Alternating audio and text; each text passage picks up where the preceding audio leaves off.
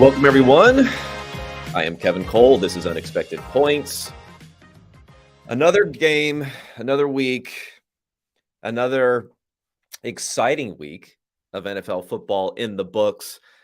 I'm going to go through all the Sunday action here. We got 13 games to go over. Makes it a little bit easier doubling up on Monday night, and I'll review those Monday night games tomorrow morning, and I'll get into some more stuff. Had a little bit of a internet thing going on the Twitter sphere where I put out some adjusted scores, which I talk about in depth on here, and you'll hear them for all the different games. Some adjusted scores on the Chiefs-Chargers game, and when I said that the scores indicated that the Chiefs were worse than the Chargers, I think I said much worse, or that the Chargers were much better. That much can really make a huge difference when things get shared around to literally millions of people, as this ended up going on here. Chiefs fans were not having it. We're not having it at all. But, I think the value there is if you look at how that game was viewed going into it, Chiefs-Chargers, I would assume that the line going forward, like if they were going to play each other again, I think using my adjusted scores, which said it was 26-15 Chargers versus the actual score, 27-24 Chiefs, is going to be more reflective of what we see. The Chiefs were anywhere from a 4.5 to 3.5 point favorite going into that game. I bet if they played again, it would be 3, which is a big half point to move down. Maybe even 2.5. which is another huge half point to move down. So in that circumstance, that reflects much more the Chargers having been the better team in a better game than the actual score reflects. And that's why I talk about these things here. I'm not trying to take away your victories, Chiefs fans. I'm not trying to erase the 2-0 and put it 1-1 in there. Not trying to do that at all. Just trying to help educate people. Just trying to help. Some people don't want to be helped, though. Chiefs Kingdom, not happy about that. As a side note, and I'm kind of wasting time here on this one, but Chiefs Kingdom, I mean, you're a chief, right? Like, there are no kings within the chiefdom. Should be a chiefdom. Chiefs Chiefdom. Chiefs Kingdom, that makes no sense. There's no chief and a king going on over there. Work on some better names over there, better hashtags for your team, also Chiefs. But I still love you guys because I love Patrick Mahomes so much. Okay, so before we get into all the different games here, I'm first going to set up one of the narratives we're going to hear a lot. People love to clown on the win probability models, and I don't know if there have been a better week in a long time, if not NFL history, to clown on the win probability models than this week. We have 3 games in particular, and we have other games that ended up getting close to comebacks. We have 3 games where there was a 20-point comeback. So just to give context as to whether or not the win probability models don't account for things, if the whole league is shifted now, we can't think about the NFL the way that we thought about it in the past, all that stuff. We had 0 comebacks from 20 or more points last season. We have 3 this week. So I think it's an outlier week. Let's not go expecting this every single week going forward. But there were 3 teams, the Browns, the Ravens, and the Raiders, who were all favored, according to, I believe, pretty well calibrated win probability models, were all favored with a win probability of 98 or 99%, and then went on to lose the games. So, yeah, maybe there needs to be a little bit of a change. We have to think, like, what is the reason? What's the rationale? Well, we have these high-powered offenses that we didn't have before. Maybe that's part of it. But again, like, this wasn't happening last year. Coverage busts, I think, are a big one. If you saw the Browns game, they had a huge coverage bust that ended up going to a long Corey Davis touchdown, a couple of Tyreek Hill touchdowns. Bust may be an extreme way of talking about the first one where he kind of just runs past Marcus Peters, but it wasn't great coverage to get those types of plays to come back. Are those happening more often with all the communication on the back end? Maybe. But I think for the most part, we have to be aware of this happen, but then not, rearrange all of the win probability models. And the models that I'm talking about here specifically is at Ben Baldwin's RBSDM runningbacks.com site, it's pretty well calibrated. Like it aligns well with the betting markets. It's not like one of these models that's way off from the betting markets that we've seen in some other places. ESPN. Okay. Let's get into this week of action. I'm going to start off with the early games and then roll all the way through Sunday night. The first game that I am going to review is going to be a disappointing contest between the Saints and the Tampa Bay Buccaneers. The Saints, the Bucs were 2.5-point favorites in this, which is a little light. I mean, I know it was in New Orleans, so that's one of the reasons for that. But that shows how there was a little bit of a carryover here from the Tom Brady can't beat the Saints type of narrative, and it wouldn't be necessarily wrong if you look at what happened in this game, despite the fact that they ended up winning 20-10. My adjusted scores, and again, let's talk about the adjusted scores, the thing that Chiefs fans hate more than anything else, and I'm sure there'll be additional fan bases that I can pick up along the way that'll end up hating these things. Adjusted scores, to explain it correctly, it looks at the traditional relationship between offensive success rate. So in other words, on a play-by-play basis, are you successful or not? That's much more stable than looking at the actual like EPA, expected points added per play, which has huge outlier plays that affect it. So it looks at mostly at that success rate, also accounting for the outlier plays, but then discounting those a bit. And the more random those plays are, like let's say a fumble 6, the more that those are discounted in this. And then it also makes some adjustments for special teams play. It makes some adjustments for turnover-worthy plays like dropped interceptions that don't end up happening. It makes some adjustments for fumble recovery rate. If there are 5 fumbles in one game and one team recovers all of them, that's not going to happen very often. And it's hugely, hugely impactful. And it's just not something we can think about being sustained going forward. So it's going to account for all of that to try to get a better score for what actually the underlying fundamentals of what happened. Of course, there's context to everything. I'm not denying context. I'm not saying this is the holy grail and, it should be worshipped, whatever the score is here. But it's just to try to help us be a little bit more informed than what we could be just watching the game, just seeing the final score, especially once we get weeks into the future. Are you really going to remember back about like, oh yeah, this team did win by 10 points, but they weren't as good as it looked? No, but this helps quantify it, have those numbers moving forward, project these teams going forward. So 12-12, not an exciting score here.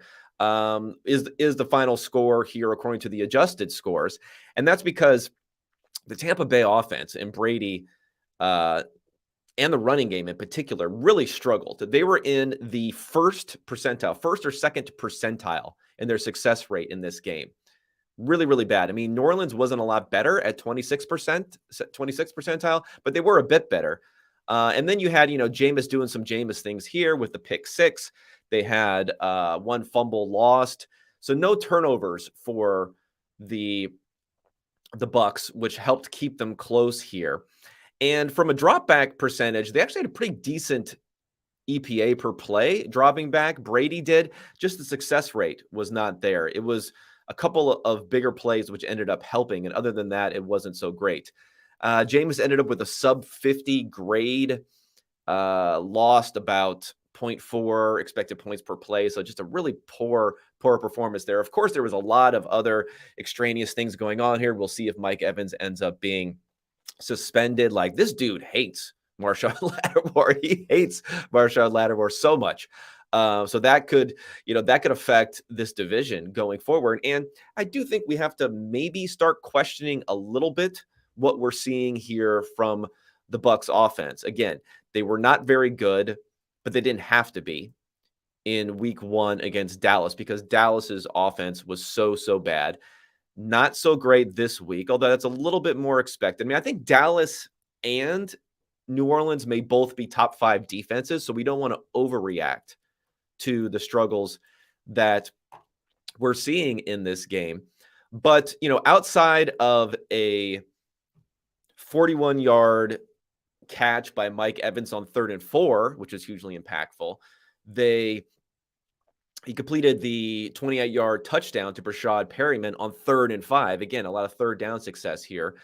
23-yard pass to Scotty Miller on 3rd and 10. A lot of things. So a lot other than outside of those biggish sort of plays for Brady and for this offense, just grinding it out and not getting a whole lot done, quite honestly.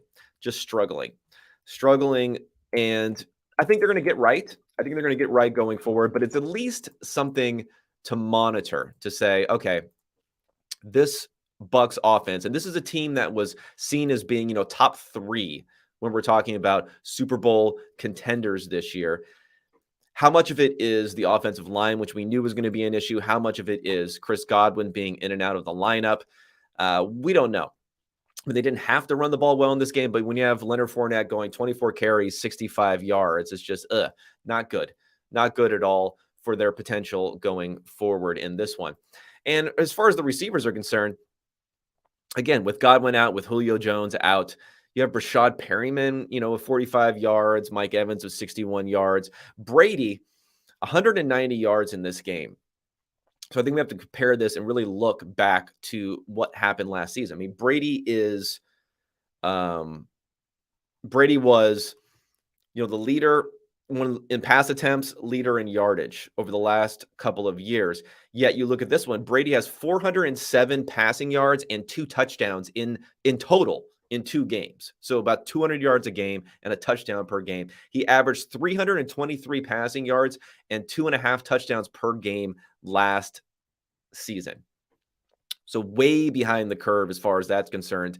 I thought Brady looked pretty good throwing the ball earlier this year, so I'm not writing him off. 2 great defenses so far, but at least something to monitor going forward. One other thing to monitor going forward is Jameis's broken back.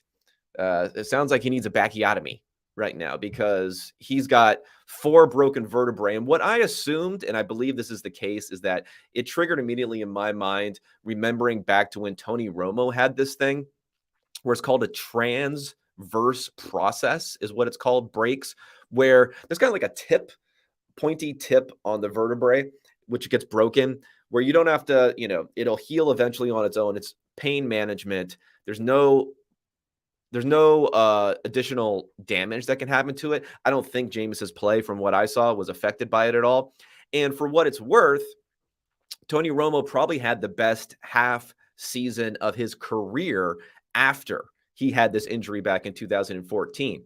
Post-injury, he did miss a game, though, and then he came back. Post-injury for Romo, when he had the same Jameis Winston injury, 7 games, he completed 72% of his passes, 8.8 yards per attempt, led the NFL, 19 touchdowns, 3 interceptions. Awesome ratios there. Most efficient quarterback in the NFL during that period when he also had, I think, 3 broken vertebrae, a similar sort of thing to Jameis here. The old Jameis that we saw with the 3 picks, the 4 turnover-worthy plays, all that sort of stuff, maybe LASIK Jameis wasn't gonna fix everything for him there, and we may see more of that going forward if they can't get anything going as far as on a steady basis. Jameis is going to be a little bit persona non grata because that defense is playing fairly well for the Saints. Okay, let's get to Jacksonville Jaguars versus the Indianapolis Colts. Wipeout city here. Not something that I expected, despite the fact that Colts just can't win in Jacksonville. We've seen, many times that they've lost several times in a row. 24-0 here. The adjusted score that I have is 34-14. So at least the Colts weren't so pathetic offensively, although they were pretty bad, that they should have had some points in this game. But Jacksonville could have actually had more points than what they ended up having in this one also. Under a 10th percentile for success rate for Indianapolis. Unlike last week, they were not able to run the ball at all. On top of not being able to pass the ball, they're in the 10th percentile in their success rate running the ball. And I don't know if it's premature or not, but we might want to think about Matt Ryan. Are we on Matt Ryan is washed? Are we on watch for that right now? Because it's not looking great. It's not looking great for Matty Ice. And the Numbers for him so far, again, 16 of 30 here, so barely 50%, 195 yards, 3 INTs, 5 sacks here. Michael Pittman's out, Alex Pierce is out, but still, he's 27th in his grading right now for all quarterbacks. Matt Ryan, 32nd in EPA per play. Now, I tried to write off Matt Ryan after a couple of poor performances to start last year, and he didn't get a lot better going forward, but he did bring things together to some degree. So I'm not totally writing him off. But I do think it's interesting that we've had a couple of bad performances from him where everyone assumed going into this year 2 different things, which may not be true. One, Mitch Trubisky would be better than Ben Roethlisberger. I'll get to that and why that's probably, at least so far, not true. And that Matt Ryan would be better than Carson Wentz. Carson Wentz had some issues, bad grading, but at least superficially, his numbers were decent last year. Jonathan Taylor was effective, but not many carries, 9 carries for 54 yards. Big James Robinson game, although I think that it was a little bit deceptive outside of the 38-yard touchdown that he had. He was massively negative and not very effective there. But at least from a workload perspective for the fantasy football heads out there, he had more carries and he even ran more routes than Travis Etienne. So becoming a bigger and bigger part of that offense. Maybe it's a game script thing, but we'll see going forward. Okay, on the other side, let's talk about Trevor Lawrence, because Lawrence is now in the top 10 in EPA per play this year. But I'm not getting too excited yet about him because, again, I like to combine grading and EPA per play. So he's 7th in EPA per play, pretty good, but he's 15th in grading. And it's 2 games. And he's right next to Jacoby Brissett. Brissett is 16th in grading and 8th in EPA per play. So, we're not crowning Jacoby Brissett, obviously, off of these 2 games. We probably shouldn't be crowning Lawrence either off of these 2 games. Now, why is grading not matching up with what he's done so far from an EPA per play perspective? Well, it's mostly the turnover-worthy plays that he's had and the lack of accuracy on some throws where in the box score, it's just a missed throw. So it's not going to be that detrimental. But when they could have been a highly, highly impactful play and it doesn't end up happening, mostly that was stuff that was happening in week 1 for him.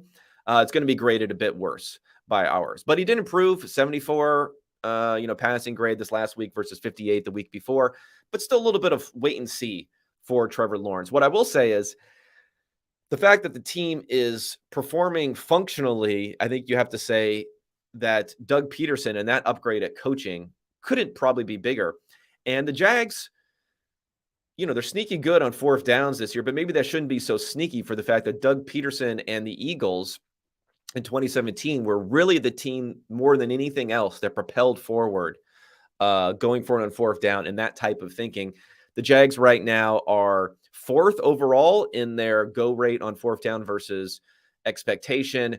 And they went for it a couple of times, once from the 40-something yard line, once 4th and 1 from the 5-yard line, times where they easily, especially the 4th and 5 from the 1-yard line, they were up. They didn't have to go for it, that they easily could have gone for it. One other thing about Lawrence, either you should be happy going forward because he has good protection and he's always kind of protected himself pretty well, not taking sacks, or you should say, well, he's not only going to get 3 pressures in every game going forward. The Colts only pressured him 3 times. Great game script, better offensive line play. The Colts defense is having some trouble generating pressure. So that's not going to happen always going forward, but cautiously optimistic on Trevor Lawrence. Okay, Detroit-Washington is next here. Fun game. One that looked like it was going to be a total and complete blowout starting off the game, and then Washington came all the way back. Looks like the Commanders ended as a 1-point favorite. I'm a little surprised by that.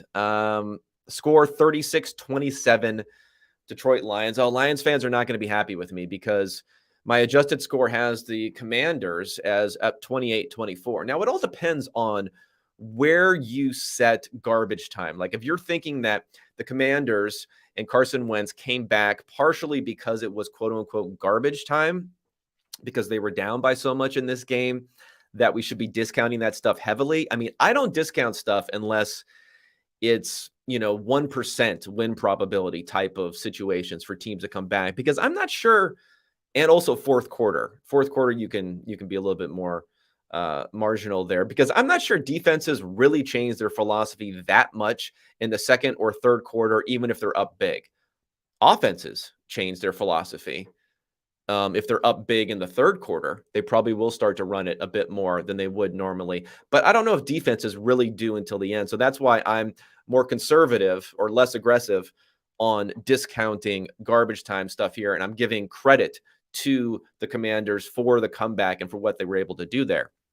They had a higher success rate in this game, and it was really on the arm of Carson Wentz, an 80% success rate for him. The problem is, of course, he had the interception. He had another bad turnover-worthy play, which I ding them for here. So he's just going to give you that sort of stuff, but still an 80th percentile success rate throwing the ball is really, really good for them, especially when they were under the 10th percentile when it came to running ball. So this was mostly Carson Wentz that was bringing him back in this situation.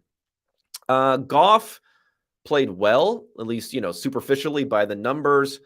And the running game was really what was driving things for the Lions. But I discount that running game success somewhat because of the fact that there are two 50-yard runs in there.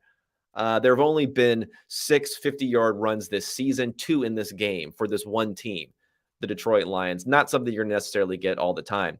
No fumbles, no interceptions for Goff, but he did have a turnover-worthy play, a turnover-worthy throw that was a dropped interception. And the grading in this game, Goff 61.6, Carson Wentz 57.4. So not a big difference between the two, between another showdown of former number 1 and number 2 picks now on different teams. But the Lions offense is frisky. Amon-Ra St. Brown, breakout game here, well over 100 yards, doing everything, including the rushing, as I mentioned earlier on here. And DeAndre Swift, explosive plays there. So if they can get explosive plays from those guys without having to rely on, Jared Goff necessarily throwing the ball down the field, they continue to get pretty good offensive line play. It's just really going to be that defense, this Lions defense, if they can start to get a little bit better, because they basically laid down for Carson Wentz in the second half of this game, the second 2/3 of this game.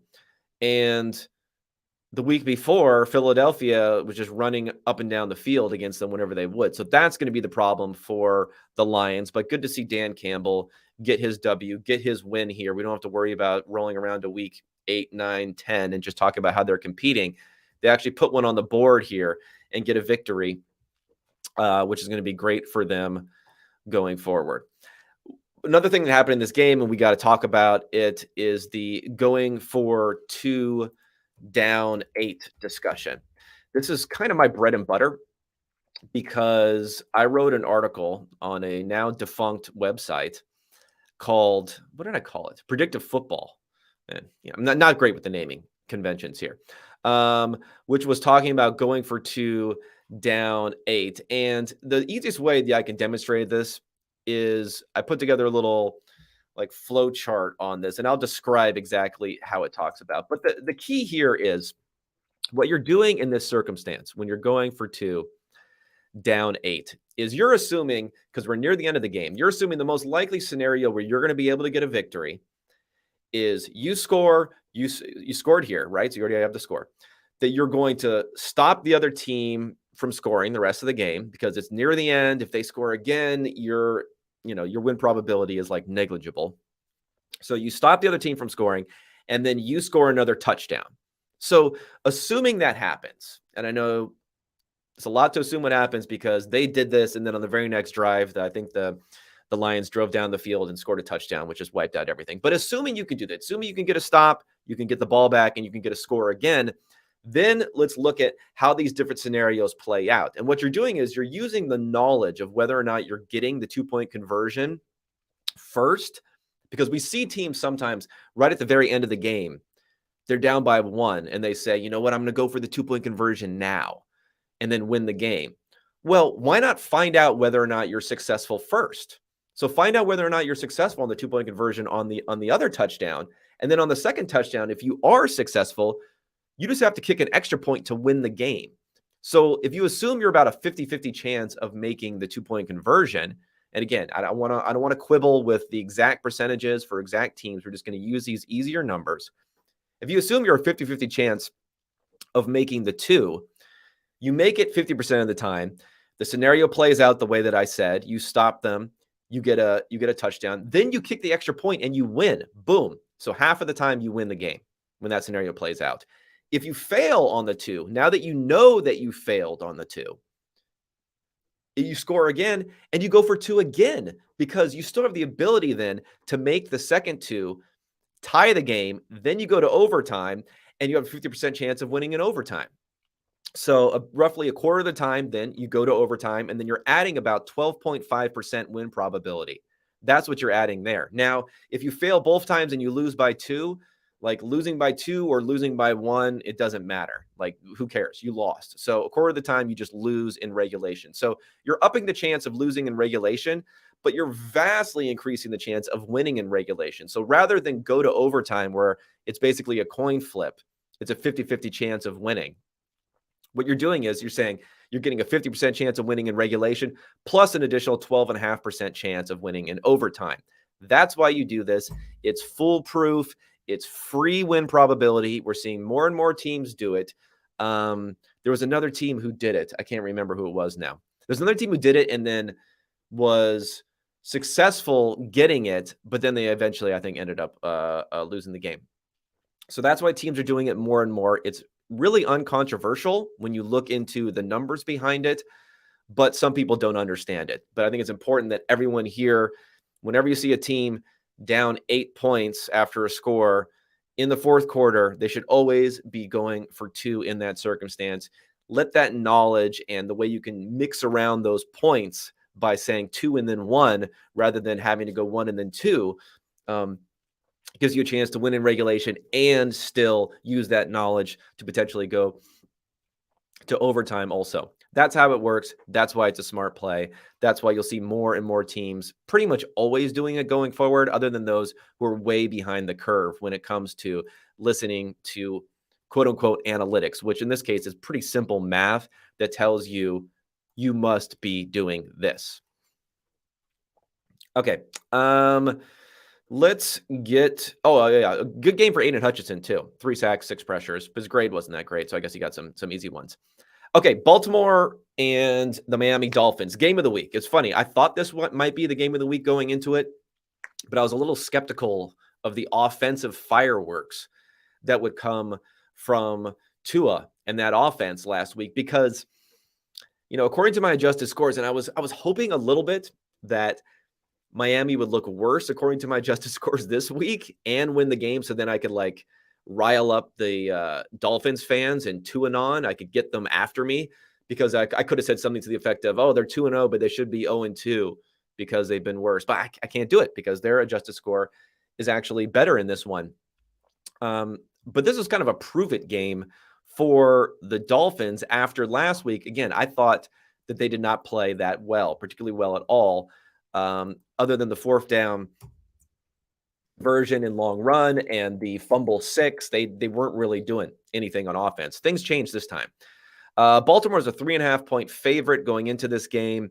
It ends up being a 38-42, which I don't know why I read it that direction. 42-38. Miami wins the game, coming back from a huge deficit. This was a 98% win probability that Baltimore had at one point. The adjusted scores I have 35-31 Miami. So I do have them as being the better team according to the adjusted scores. Just big numbers across the board for these teams. I mean, 96th percentile success rate for Miami, 81 for the Ravens. And the problem with the Ravens here, there's going to be a little bit of a worry for this team, is that offensively running the ball, 25th percentile success rate. Now, they were 75th percentile in how they actually generated EPA running the ball, but that's because Lamar Jackson ran for 79 yards on a scramble, on a designed run. You take that out, they stink running the ball. They're bad running the ball this week. They were bad running the ball last week. They were bad running the ball all of last season. And while I think Lamar Jackson has stepped forward, and he looked great, he probably had the best half of football I've seen from anyone in the first half of this game, minus fumbling the snap on a 4th and 1 conversion. Despite that, they're still running the ball a lot. So if they're going to continue to do that, it's just going to put Lamar behind the 8 ball a bit, and it's just going to force him to have to convert a lot of 3rd and 4th downs. And in this game, he couldn't do it. They're -5 expected points added in 3rd and 4th down situations in this one. Only 4 of 13. And of course, 2 huge 4th down failures in this game, which made quite the difference in this one. But again, outside of Lamar Jackson and the big plays he was making, throwing and running the ball, they don't have anything offensively. Really tough to argue that Lamar Jackson's a product of the system right now when his big explosive plays are the only things that are keeping the Ravens going. And he's been able to produce them pretty consistently. All right, let's talk Tua, because the running game is actually pretty good. I mean, I'll state quickly for Miami, they transitioned to Raheem Mostert as opposed to Chase Edmonds. I don't know if that's the reason that the running game was good, but in this particular game, after struggling against New England last week, in this game, they ran the ball pretty effectively. Mostert, 11 carries for 51 yards. Edmonds, 5 carries for another 33 yards. So they didn't run it a lot because they were down, but they were able to run it, again, fairly effectively. Okay, let's talk about Tua. Let's get to the Tua discourse here. Luckily, Dolphins fans, or maybe they did, and I just don't see it because of my Twitter notifications, mute people who don't follow me. But I stated something maybe 2/3 of the way through the game about how Tua hadn't been playing that well, but they just had these explosive plays that they were making. And then, he went even more nuclear the rest of the game there. And I think you have to look at both sides of this. I think you have to say Tua's playing well. He's being protected well, which is a little bit shocking if you look at how this team was the last couple of years. In fact, I just ran some numbers for teams and their sack prevention, or sack giving upness, I guess you could say, for offensive lines and quarterbacks. And Miami Dolphins are actually number 1 right now in sacks prevented. Some of that for the offensive line or for blocking. Some of that is a poor pass rush because it's based upon how quick pressures are coming. So maybe they're not quite as good, and maybe it's just a poor pass rush there. But some of that is really improved play, especially with Armstead and, the guys playing on the outside there.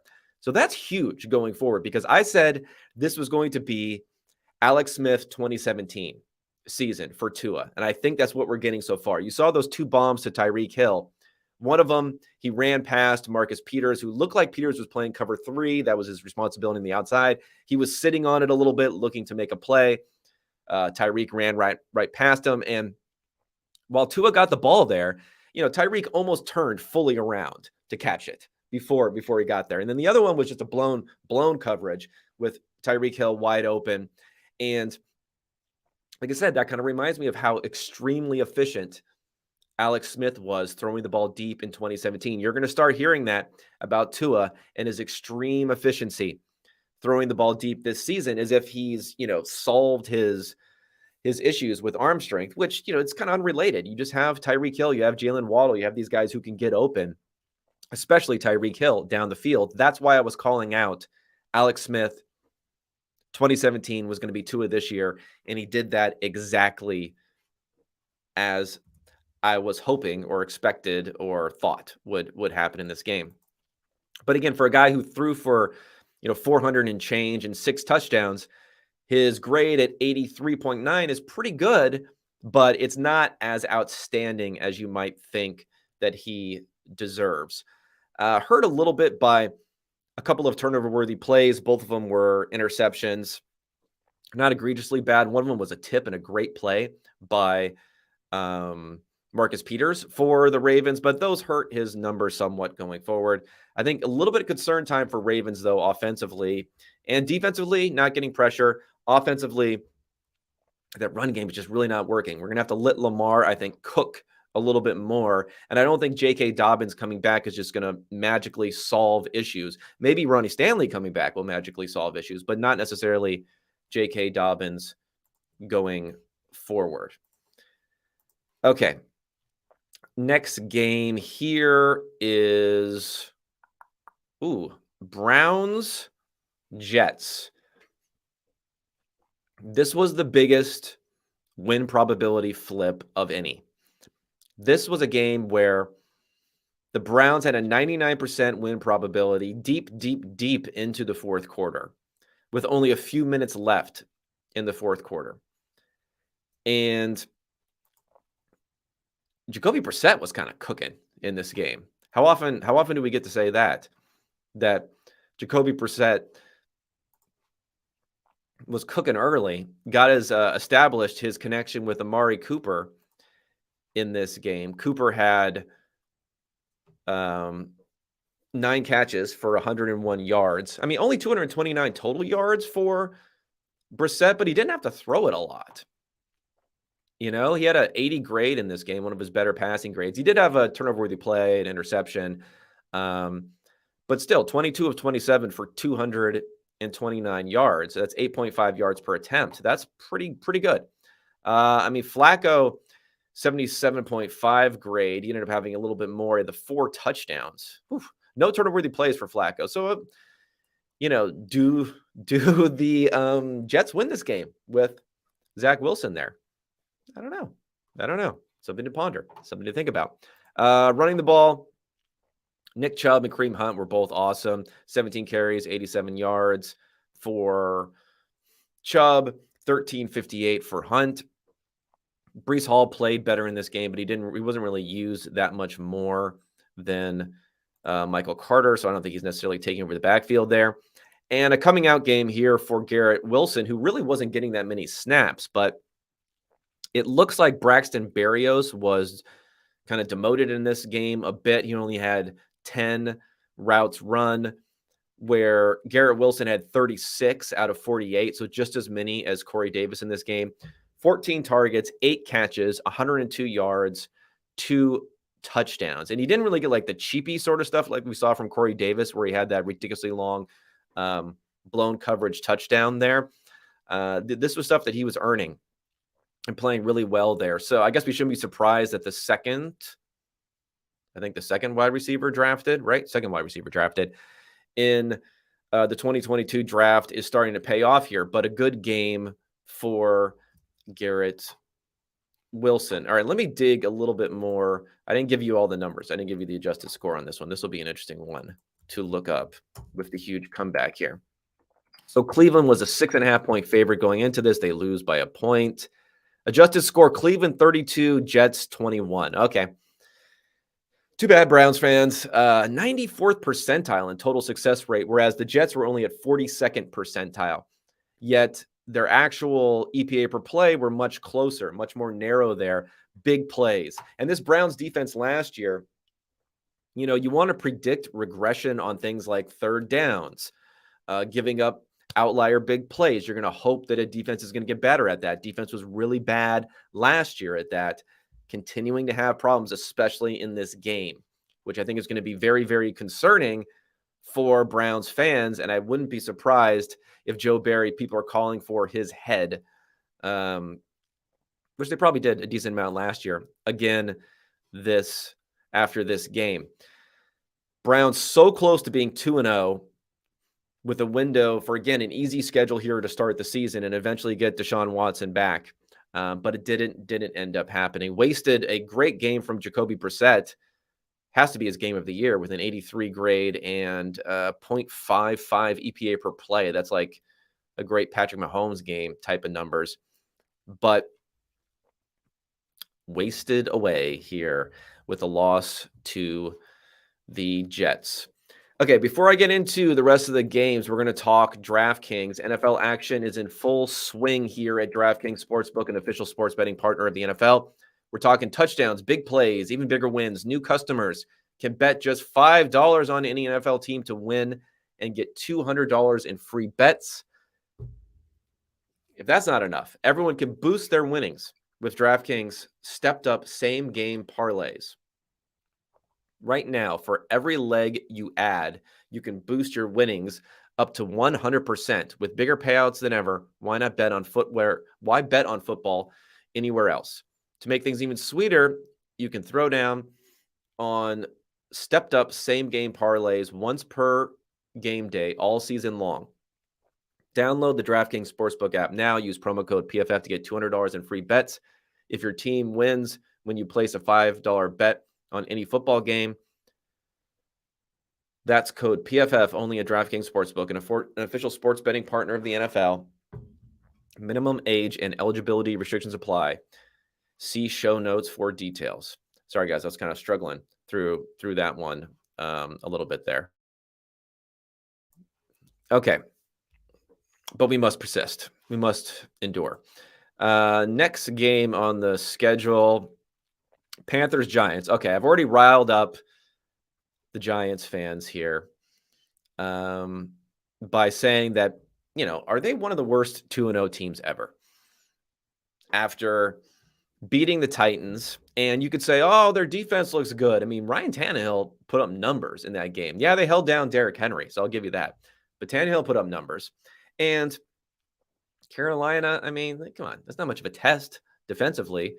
Plus, they recovered both fumbles for the Panthers. So the Panthers got a little unlucky. Chuba Hubbard and Robbie Anderson both fumbled. So they got both of those. Technically, Baker Mayfield fumbled too, but it was like right as he was going out of bounds. So I don't really consider that like something to their benefit that they should have recovered. So they got that luck there. The Panthers were 2 of 12 on third down. You could say, well, that's great defense. Maybe, but even the worst team in the NFL isn't going to only convert 1 out of every 6 third down. So you're getting a little bit lucky with that one. And this is a smaller luck factor, but 4 of 4 in field goals, a couple of 50-plus yarders, including a 56-yarder from Graham Gano. He's a good kicker, but, sometimes kickers miss one of those. And he didn't miss anything here. And then they end up getting the victory in this one. So I think the problem, though, is just offensively, it's just putrid for the Giants. This is not, so people compared him to the Panthers from last year. I mean, the Panthers had a 75th percentile offense in terms of efficiency and success rate. They had an 85th percentile defense in terms of efficiency and success rate after the first few games of the season. The Giants are bottom 3 in offensive success rate right now, and they're middle of the pack with defensive success rate, playing against some, somewhat struggling defense. So what we're going to hear a lot of, and, I just hate the narratives that end up getting plowed into coaching all the time. I just can't stand that sort of stuff. But we're going to hear about Dable and what he's brought to the team. And I know Joe Judge stinks, and Joe Judge had some embarrassing moments. But more than anything else, this is just the Giants scraping out a couple of victories when in both games they should have lost the game according to my adjusted scores. Oh, I got to hit them with the adjusted scores. I got to hit the Giants fans with that. They'll love that. Okay, so Giants and Panthers. Panthers were 1-point favorite in this game. They win 19-16. Adjusted score 15-11. Panthers are favored in this one. 5th percentile success rate for the Giants offense in this, yet they end up winning the game. And I guess there must have been, let me see. What were we looking at in terms of big plays in this game to figure out how they ended up getting there? 24-yard 3rd and 10 conversion. It says here the 16-yard touchdown on 2nd and 10. Richie James Jr., 15-yard catch. Not a whole lot. They just, they're just bad. Just a bad offense. Looks like Kenny Golladay has been put out to pasture. He ran 2 routes in this game, so he's done. Kadarius Toney is getting some work, but then even Toney wasn't able to do much. Here again, nobody is really doing much. Maybe the Panthers don't have that bad of a pass defense, but still, nobody's really doing anything here. Let me see, 176 passing yards in total. Yeah, when your leading receiver is David Sills, I'm not sure I know who that is. With 3 catches for 37 yards. Yeah, not great. Not great at all. Kadarius Toney, 2 catches, 0 yards. It's impressive in its own way, that type of stat line. On the other side, DJ Moore, 43 yards and a touchdown, finally gets a touchdown. But when you have an offense that's only producing 145 yards passing here, not so well the year before, you're just not going to get a lot. Not going to be a lot to get. I mean, outside of that Robbie Anderson busted coverage week 1 touchdown that they got, it just looks like a grind for this offense. McCaffrey, a little bit better as far as getting 4 catches for 26 yards in this game. And then also on the ground, 15 carries for 102 yards, but just not going to be enough.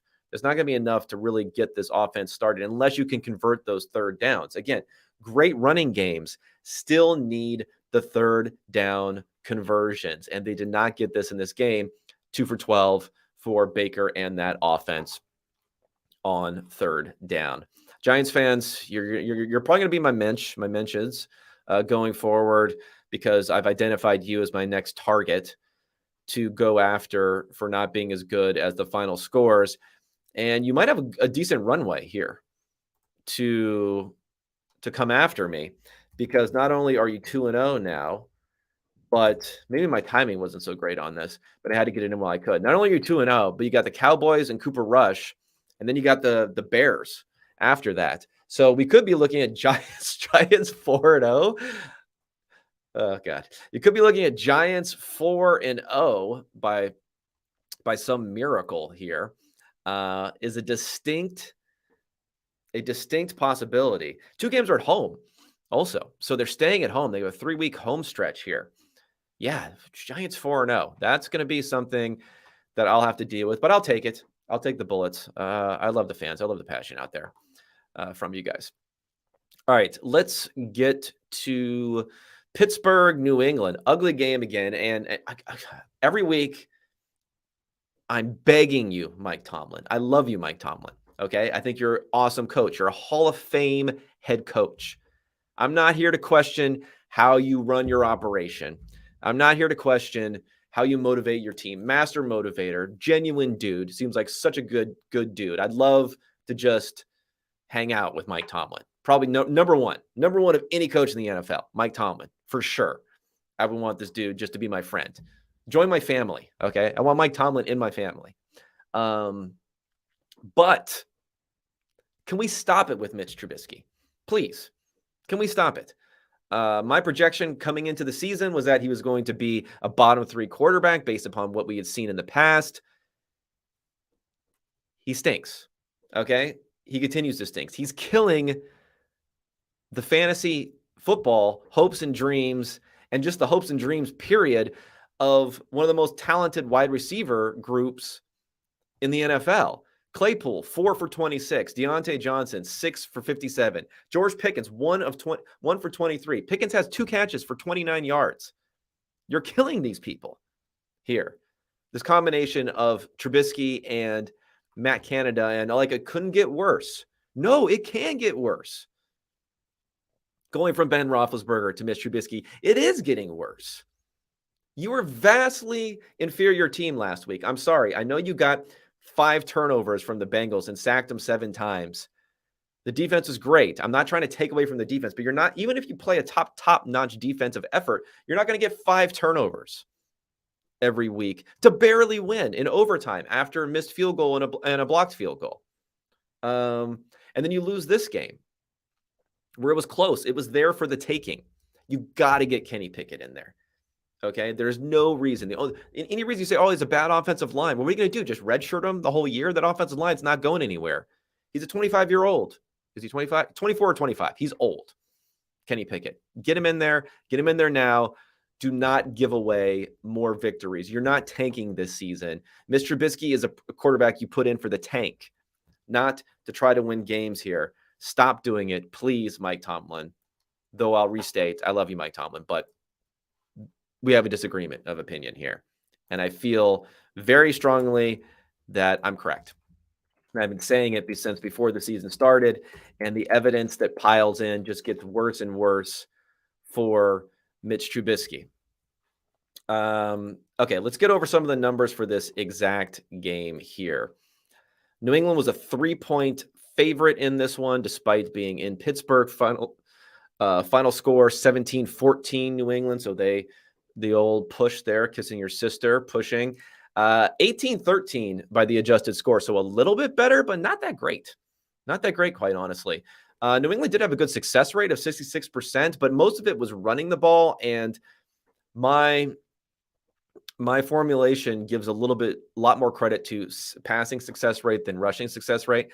Actually, Pittsburgh was good running the ball too, 83% success rate running the ball, which is, rather shocking for the Steelers, who have not been able to run the ball since, I don't know, at least 2020.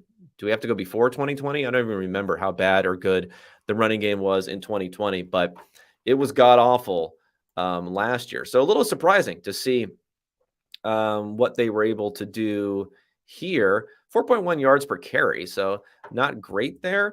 Let me get into some of the details here. I wonder if they converted some third downs, and that's probably what ended up happening in this one.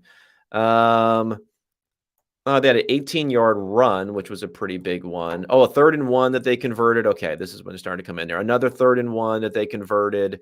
Yeah, so getting those 3rd and 1 conversions, rushing the ball, can end up being pretty profitable from a success rate and EPA standpoint, and that's what they were there. Now, going back to our Mitch Trubisky here and the drop back passing offense, 13th percentile success rate, 22nd percentile EPA per play. New England up in the 64th and 56th percentile there. But the thing that's been a little bit concerning for Mac Jones is he's getting pressured. You'd expect that someone in this game, he didn't take sacks, so he's good at avoiding sacks, but he's getting pressured. And the turnover-worthy plays, he had 2 more in this game. One of them was intercepted, which was kind of like an arm punt. He just threw down on 3rd and long, and it was intercepted. Another one was a critical drop by Cam Sutton, where it was right there. It was a very, very, very catchable type of ball that he did not end up getting. That hurt them quite a bit. And, the Steelers could have won this game, man, and been at 2-0 with Trubisky playing the way that he's playing. Even more rope for him going forward. It would have been a disaster from my perspective as someone who wants to see the transition to Kenny Pickett. Will it happen this week? I hope it does. I mean, the crowd's booing like crazy during these games. And I know that they, vote of confidence maybe we'll hear first in the week. But, God, I'm just fingers crossed that we're going to see Kenny Pickett the rest of this year, because otherwise I just don't understand what the heck is going on here. Sticking with Trubisky. It's like, really don't understand it. Okay, let's get to the next game on the agenda here. It is the Los Angeles Rams versus the Atlanta Falcons. Almost made the comeback here. So this is like the almost comeback, one of the almost comeback games. Oh, she's Atlanta. That's the other team that did the down by 8, go for 2 in near the end of the game. And they converted it. Now, things didn't go well after that, but they did convert it. So they came back from being down 28-3 in an ironic way, but they still end up losing 31-20. They cut it down to 31-23, and that's when they went for 2 and they converted in that situation. Then Cooper Kupp fumbles. They're in business, but unfortunately, at the end of the game, Jalen Ramsey mossed Bryan Edwards and sealed it. Let's get into all the particulars for this game and the numbers. Okay, so the Rams were 10-point favorites, a get-right type of game, and it was a get-right offensively game for them. The score was 31-27. The adjusted score up at 28-15. So Atlanta did a lot better than their score here. 99th percentile total success rate for the Rams in this game. They were able to run the ball at an 85th percentile, pass the ball at a 98th percentile. They did lose a fumble from Cooper Kupp that I mentioned there, which ends up hurting them. And they did have 3 turnover-worthy throws for Stafford. 2 of them were intercepted, so they got a little bit lucky there, and that holds down their adjusted score somewhat in this game. Atlanta couldn't convert on third down. 5 of 13 on third down. That's what really held them down early, despite the fact that they were playing okay. I mean, the grade for Stafford is only a 58 in this game, despite the fact that he had such good efficiency because of all of those turnover-worthy plays and the fact that they were kind of just matriculating the ball down the field the rest of the time and not necessarily hitting those big-time high-end throws that are going to pump up the grade for Stafford. Allen Robinson, something to note in this game after putting up 1 catch in his first week. This week didn't have a lot going on. Still 14 targets for Cooper Kupp versus 5 for Allen Robinson, but he did get a receiving touchdown, 4 for 53, baby steps going forward. Cooper Kupp is completely unstoppable. 14 targets, 11 receptions, 108 yards, 2 touchdowns. Like, just destroying in fantasy so far. And when it comes to the running game, kind of surprised that they had such a good rushing efficiency at 2.6 yards per attempt, but I think they converted some third downs there, which ended up boosting things up a little bit.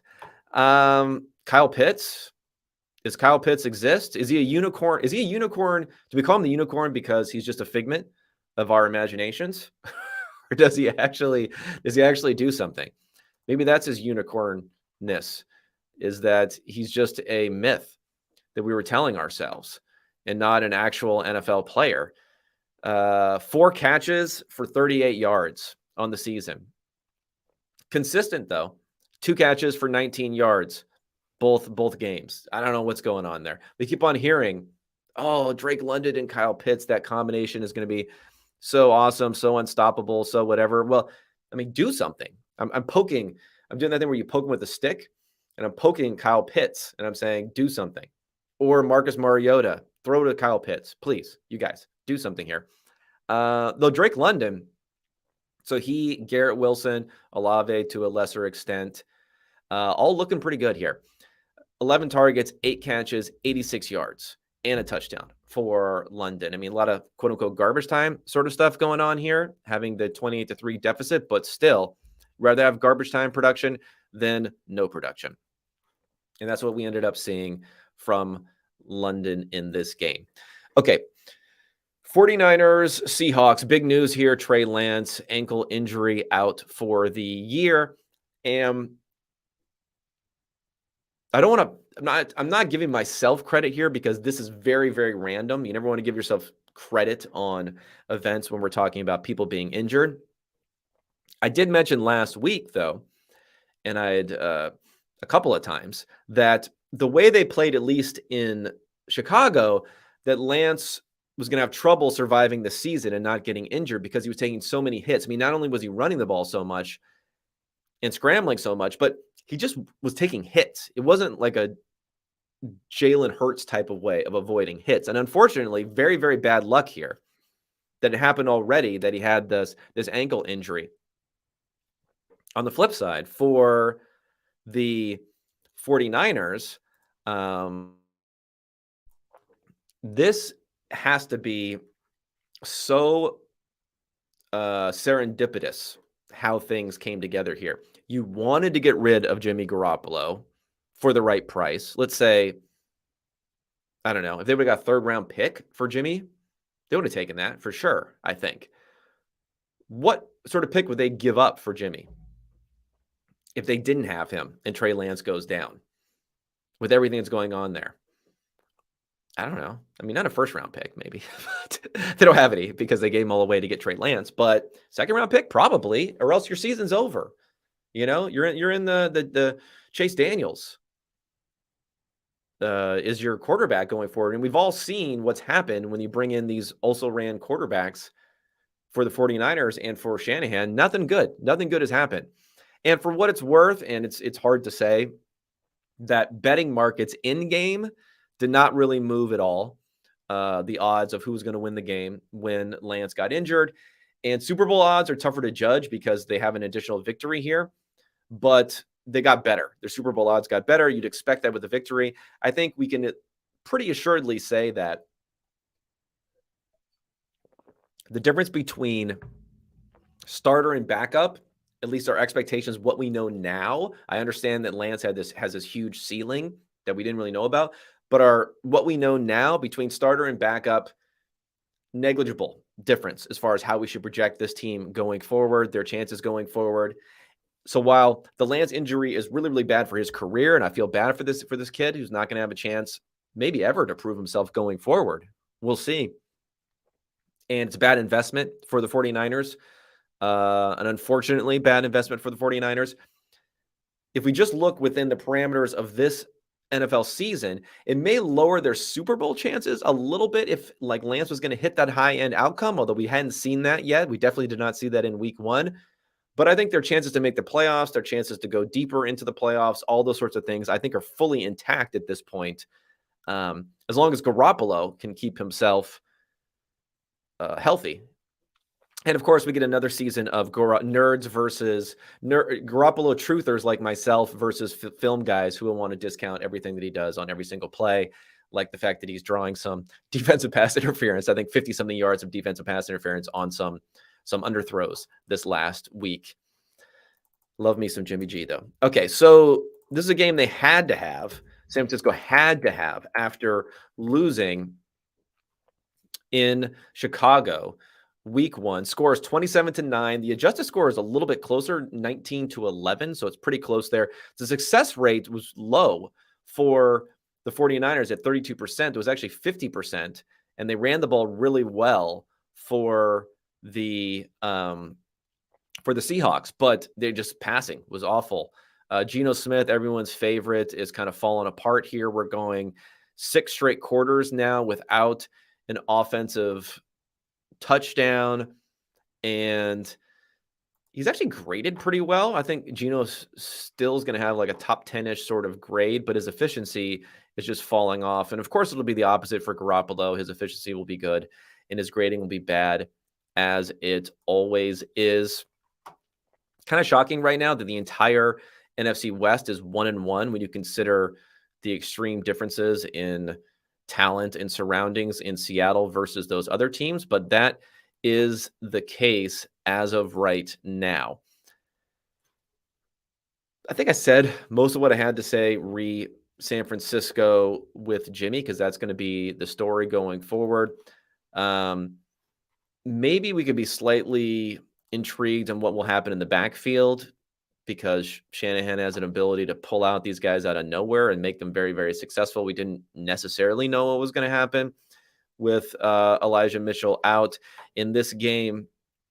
Jeff Wilson Jr., 18 carries for 84 yards. Tyrion Davis-Price, TDP, was 14 carries for 33 yards. So a pretty even split between the two of them there. I thought Debo might get a lot more work, but being the type of game it was, he only had 4 carries. But again, 53 yards. This guy just keeps doing it over and over and over again. Pretty amazing as far as that is concerned. And then let's get to the receiving here. I mean, just not a lot of yardage. It was very strange how low yardage, pass yardage, so many of these games are this week.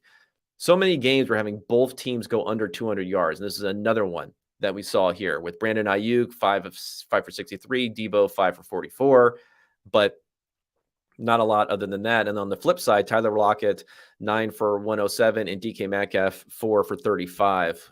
Just things are looking rough. Looking rough in Seattle, but they're going to just ride out that week one victory and just victory lap that for the entire rest of the season, I have a feeling. All right, let's get to Dallas and Cincinnati. Let's Burrow sack discourse. Let's get into that. Let's get into that first, because again, in this game, he was being harassed, and a great Cowboys defense and a great Cowboys pass rush. Don't get me wrong. That's part of what's going on. The Steelers the week before, before TJ Watt went down, that also is part of what's going on. But now for Burrow, 6 sacks this week. after taking 7 sacks the week before. Not so hot. And again, if we go back to this analysis that I do on sack prevention, who is it? Is it quarterback? Is it offensive line? Is it coverage? Is it pass rush? Well, Burrow is second to last to Jameis Winston, although he has a lot more dropbacks so far this season in his sacks prevented. So about 5 of these sacks are on Burrow, and maybe 1.5, close, maybe a little bit more than that, are on his offensive line. There are just so many plays for Burrow where he takes an extra hitch, he moves up in the pocket, he does something where he just could get rid of the ball a little bit earlier. So he's not necessarily like hurting the team if he can make plays on some of those sorts of plays, but this is still, in my opinion, mostly on him, although his offensive line is not doing him any favors going against really, really good defenses here. Cooper Rush, they get a victory for the Cowboys. Shocking. I thought their season was pretty much over with this one here. And we have to start to wonder with the Bengals at 0-2, a team that was called overrated by me and many others last season, and they continue to stick it to us every single week. At least the defense continued to stick it to us as they moved through the playoffs into the Super Bowl. Now a little bit of that old regression hitting here. And 0-2 now. Cooper Rush one week and Mitch Trubisky the other week. You're losing to Trubisky and Cooper Rush back to back. Not good. Not good for a team that has a pretty difficult schedule and a difficult AFC North this season. Zach Taylor got an extension. Is anyone impressed with him? No, but he did his thing. He got his extension, so he's not really like this dude's going to get fired if everything falls apart this year. But at least it's an interesting thing to think about. Micah Parsons, Defensive Player of the Year, definitely a top 2 candidate, I would say, with Myles Garrett right now. 91.5 pass rush grade, 7 pressures, 2 sacks. He has 12 pressures and 4 sacks already. Very strong contender for Defensive Player of the Year. Okay, one situational thing, which will blow football guys' minds, just absolutely destroy them. But probably the right thing to do is at the very end of this game, Cincinnati had the ball 4th and 2 at their own 16-yard line. And let's see, how much time was remaining in this one? 4th and 2, 16-yard line, 109 remaining in the 4th quarter. Tie ball game. Now, people would think this is absolutely insane to do, but according to the Ben Baldwin bot and also ESPN's numbers that Seth Walder, ESPN analytics writer, provided, both of them said the team should have gone for it in that situation. Let's say you have a 50-50 chance of converting the 4th and 2. So then you have a 50% chance that you have the ball on your own 20 versus a 50% chance that the opponent has the ball and gets a chip shot field goal and pretty much wins the game. But the problem is, so it's not great there, but the problem is that, well, it depends on what your success rate is. You're probably more like a 60% success rate for this offense. The problem is that, or why this is the right thing you should do in this situation, is whether you're on your 16-yard line or whether you're on the, 30-yard line, and you fail on the 4th down, you're toast either way. Like, those are both gimme field goals. But when you're on your own 16-yard line and you're punting, you're giving up that field position. So it's actually more, you should go for it more if you're on your own 16 than if you're on your own 35. Because you punting away from your own 16 is going to put your defense in a really, really bad field position situation for the other team to, in a minute, get a field goal. Whereas if you're on your own 35 and you punt it, it's a much better field position type of situation for your defense coming back the other direction. If you don't get it, though, you're toast either way. Like, kickers now within 50 yards, they're pretty automatic. Within 45 yards, definitely automatic. Within 40 yards, certainly automatic. So that's just something that's maybe a little bit counterintuitive, that it actually raises the chance, the call for you to go for it the closer you're at your own end zone in that situation.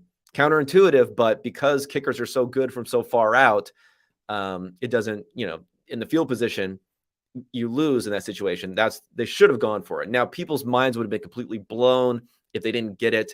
It would have set back analytics like 20 years, but they definitely should have done it in that game. All right, let's get to Vegas and the Arizona Cardinals. Job saved, perhaps, for Cliff Kingsbury by Kyler Murray and that comeback. What a crazy game. Craziest two-point conversion ever, holding the ball for 21 seconds, running around a total of 84 yards as he did. Delay of game on the final two-point conversion and some bad clock management stuff, but they still ended up converting them. Hunter Renfrow with the fumble later, which ended up being scooped up and taken for the victory. Definitely the wildest and craziest game of the week, and a pretty interesting one too. Oh, just quickly, I didn't give you the adjusted score for Cowboys-Bengals. It was 15-9 Bengals over the Cowboys. The Cowboys stunk in that game offensively, but we're lucky to get the victory. Just a score here, 20-12 Arizona. So they were the better team after coming back by so much.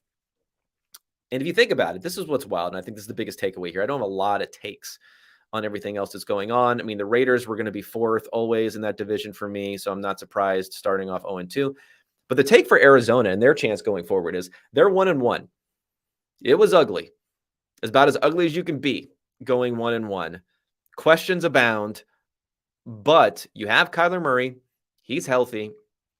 You have DeAndre Hopkins eventually coming back, and you have a division now where you look out on the landscape. Niners are 1-1. Rams are 1-1. You're right there, despite a pretty awful start to the season, despite getting completely shellacked in week 1, despite having been down huge at halftime. All that stuff. Now you're 1-1. If you can get things back on track, and having Kyler Murray helps there, Arizona, maybe we shouldn't completely write them off despite what we've seen from them these first couple of weeks. All right, Denver, Houston. So the Broncos and the Texans.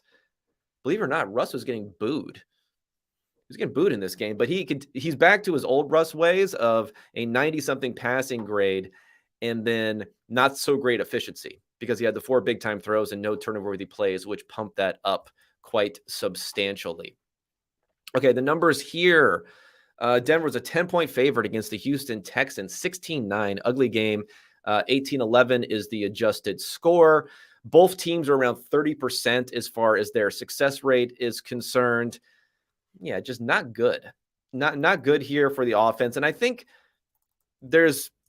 people shouldn't freak out too much about the inefficiency for Denver because Russ was good in week 1. They just lost that game. So I think people have totally he was good efficiency wise. I know there were some problems, the fumbles, the inability to line up correctly and snap the ball, all that stuff. But success rate, efficiency wise, he was actually pretty good. We've kind of forgotten about all that because they lost and now they won this game and he was bad. So I think everyone's overall impression is just bad, that Russ has just been bad this season. Whereas his numbers, he's 5th in grading and 9th in EPA per play right now, Russ. I don't think anyone would suspect that from the feelings going around about Russ right now. Now, Hackett, Nathaniel, how do you have the worst coaching performance or worst ending game coaching performance in history one week and then come back the next week and maybe try to do even worse in this game? It was amazing here. He didn't go for it on an obvious 4th and 2, then they get a delay of game, setting up a field goal another time. They punted another time. They got a delay of game where they had to go for it. They ran a 3rd and 1 option with Andrew Beck on the play before they had that 4th and 2, which then they take the delay of game and have to punt it. They burned a timeout and another time later on in the game because they didn't have a punt returner there. And in a hilarious fashion, 2 delay of games on 4th and 1 and 4th and 2 in this one. And in hilarious fashion, the Broncos crowd was chanting down the play clock, 5, 4, 3, so that the offense would know what was going on. Kind of mocking them a little bit also, but probably actually trying to be helpful by counting down the play clock in this one. I'm not, total panic mode when it comes to the Broncos, but if you think about a schedule that starts off Seahawks, Texans, to barely pull out this one, and to lose week one, and to have Hackett look as bad as he's looked, and to have this bad impression around Russ, who actually hasn't been that bad. It's a lot of bad juju, a lot of bad vibes going to be going around that building for the next week until they can go ahead and do something. And let's see, who are the Broncos playing in the next couple of weeks? Because this is going to probably determine their season. I mean, the Raiders, the 49ers, and the Raiders. So those are tough games. Those are tough games. It looks like 49ers are going to be at home. So at least they have the 49ers at home. That's Sunday night. Waiting all day for Sunday night. That's going to be Sunday Night Football, 49ers, Broncos. That'll be fun. And then the Raiders the week after that, then the Colts, then the Chargers. Tough stretch come up here for the Broncos. They really need at least one W from the 49ers and Raiders, and then they need at least one W from the Colts and the Broncos to be a 500 team before they face the Jets, the Jaguars, the Titans, and the Raiders again, and then the Panthers have a pretty good stretch there. They need to maintain this kind of 500-ness, though, until that stretch, or else things are going to get really bad going forward. All right, Sunday Night Football, it was bad, right? I mean, it was okay. I guess if you like to see Aaron Jones rushing plays, it was pretty awesome. He did extremely well, although he really split things with A.J. Dillon, but he went off 132 yards rushing, 38 receiving, 2 touchdowns. But Dillon was right there as far as his usage is concerned. Let's get to the numbers here. Get right game for the Packers in this one. Okay, so the numbers. 10.5-point favorites going in because they win 27-10. 24-13 is the adjusted score, so a little bit more narrow, but not that different in there. Chicago, interesting that they just didn't pass the ball very much in this one. They were 25% under expectation, their pass percentage. They passed it 42% of the time, despite being down all the time. I mean, does that show some concerns about faith in Justin Fields? Maybe. That's not great. 1 of 8 converting 3rd and 4th down, so that's obviously going to hold you down quite a bit. And where do we stand with Justin Fields? We mentioned the grading so far this season for Lawrence being in the top 10 with his efficiency, but 15th at grading. Justin Fields is 32nd. So second to last because Cooper Rush is in there too. So second to last in grading. Dak Prescott was still worse in that first game. And 30th in EPA per play. So not great. Not great start to the season. Obviously had that awful game in the weather before. But, this game wasn't good either. It was worse from an EPA per play perspective from Fields, almost minus 0.7, 39 grade. So he was even worse in this one by grading and by EPA per play than he was in the monsoon the week before. I don't think concerns are alleviated here for the Packers and what they're going to end up doing offensively, whether they find something. I mean, having Alan Lazard back is fine. It's great. It's, a body to have out there. It's a guy who could probably do pretty well, but still, 2 catches for 113 yards here. And the Bears 70 passing yards. That's kind of, how do you even do that? Darnell Mooney, -4. That's pretty impressive in a way. And then Sammy Watkins, 3 catches for 93 yards, but again, only 3 catches, only 4 targets there. Aaron Jones and A.J. Dillon had 6 targets. They're probably going to end up continuing to have high targets going forward. And Romeo Doubs, another kind of disappointing rookie, along with other preseason sensations like George Pickens, only 2 catches for 27 yards here.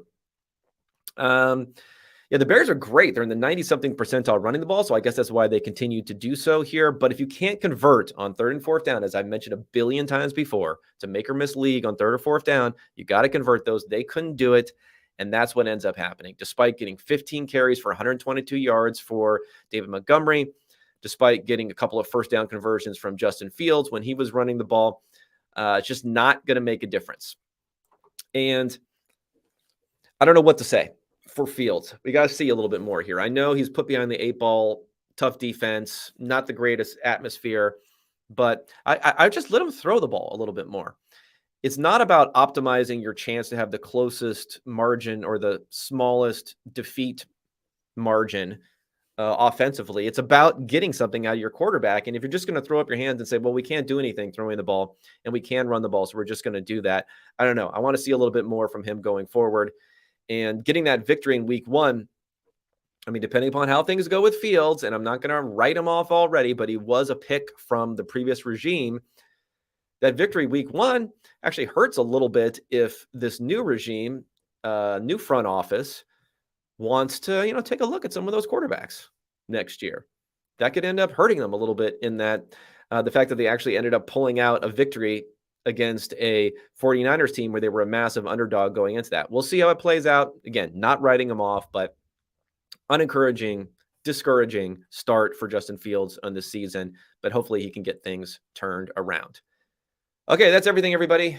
Thank you so much for tuning in. Tomorrow I'll come back to you with two Monday night games, all the numbers, all the reviews, all the adjusted scores. Giants fans, watch when I trigger Giants fans this week. If you guys have any Giants fans, find my tweets, send it to them, get them riled up when I'm going to put them out there about the adjusted scores, and we'll get a new round of quote tweet dunks, which ends up getting me more followers because they're, people actually like to get this information that I'm sending out there. Go ahead and rate and review the pod. And again, I'll be coming back to you tomorrow morning. Until then, enjoy the games, and I'll be talking at everyone then. Thanks so much.